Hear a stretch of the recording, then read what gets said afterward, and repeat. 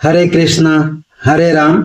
गीता का यह अध्याय सारे प्राणियों का उद्गम इन दोनों शक्तियों में है।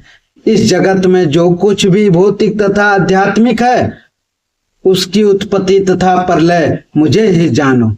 श्री कृष्ण भगवान बोलते हैं, इस संसार में जो कुछ भी दिख रहा है वो सब मेरे हैं और प्रलय भी मेरे में समा जाएंगे। बोलते हैं, जितनी वस्तुएं विद्यमान है वे पदार्थ तथा आत्मा के प्रतिफल है। आत्मा सृष्टि का मूल क्षेत्र है और पदार्थ आत्मा द्वारा उत्पन्न किया गया है। भौतिक विकास की किसी भी व्यवस्था में आत्मा की उत्पत्ति नहीं होती, अपितु यह भौतिक जगत आध्यात्मिक शक्ति के आधार पर ही प्रकट होता है। इस भौतिक शरीर का इसलिए विकास हुआ है क्योंकि इसके भीतर आत्मा उपस्थित है। एक बालक धीरे धीरे बढ़कर कुमार तथा अंत में युवा बन जाता है क्योंकि उसके भीतर आत्मा उपस्थित है। इसी प्रकार इस विराट ब्रह्मांड की समग्र सृष्टि का विकास परमात्मा विष्णु की उपस्थिति के कारण होता है।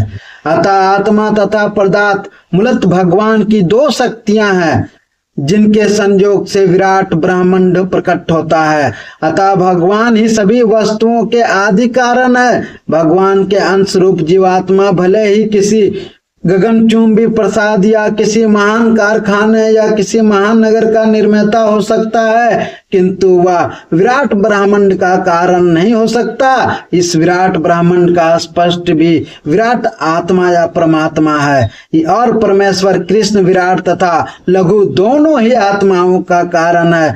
अतः वे समस्त कारणों के कारण है। इसकी पुष्टि कठोर निषाद में हुई है।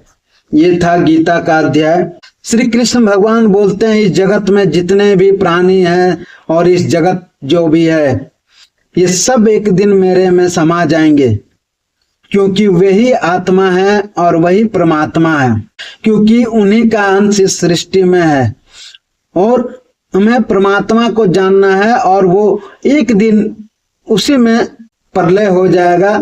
लेकिन हमें परमात्मा को जानना है, सबसे जरूरी कि श्री कृष्ण भगवान को जानना है। हरे कृष्ण हरे राम।